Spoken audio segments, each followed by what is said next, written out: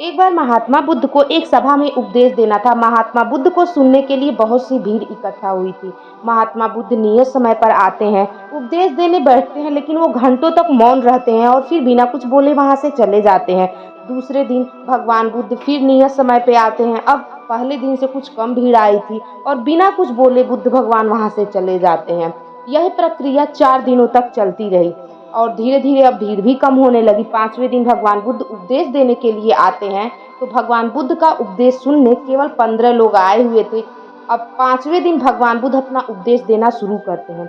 उसी में से किसी ने पूछा, आप 4 दिनों तक मौन क्यों रहे? तो बुद्ध जी बोले, मुझे भीड़ नहीं बल्कि धैर्यवान और काम वाले लोग चाहिए थे।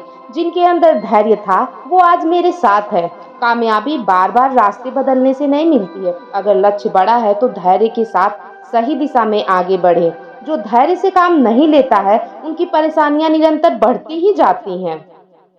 भगवान गौतम बुद्ध अपने शिष्यों को उपदेश दे रहे थे, तो वहीं पर कुछ बाहरी लोग भी उपदेश को सुनने के लिए आए हुए थे।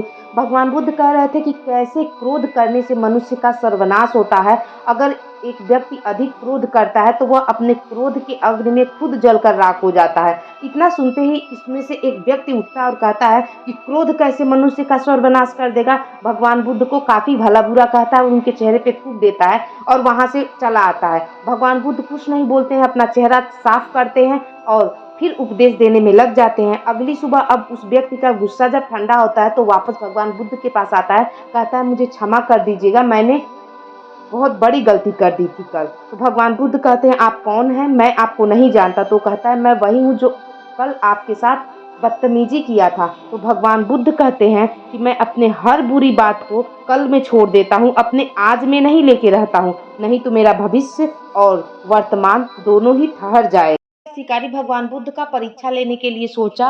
उस समय भगवान बुद्ध तपस्या में लीन थे। वह शिकारी एक पेड़ के पीछे से एक जोर सा पत्थर मारता है। भगवान बुद्ध के सिर पे वो पत्थर लगता है, लेकिन भगवान बुद्ध कोई प्रतिक्रिया नहीं करते हैं। फिर वो शिकारी एक और पत्थर मारता है। वो पत्थर भगवान बुद्ध की आंखों में लग जाता है, जिससे कि अश्रु की धारा आंख से बहने लगती है।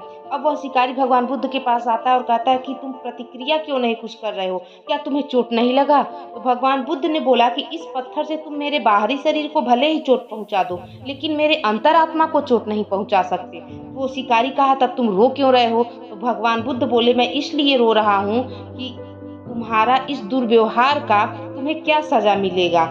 इतना सुनने के बाद शिकारी को लज्जा आ जाती है और वह भगवान बुद्ध के चरणों में रोने लगता है। कहता है, आप सच में बहुत बड़े योगी हैं। आप दुख में होकर भी आप मेरे बारे में सोच रहे हैं। आप धन्य हैं बुद्ध, आप धन्य हैं।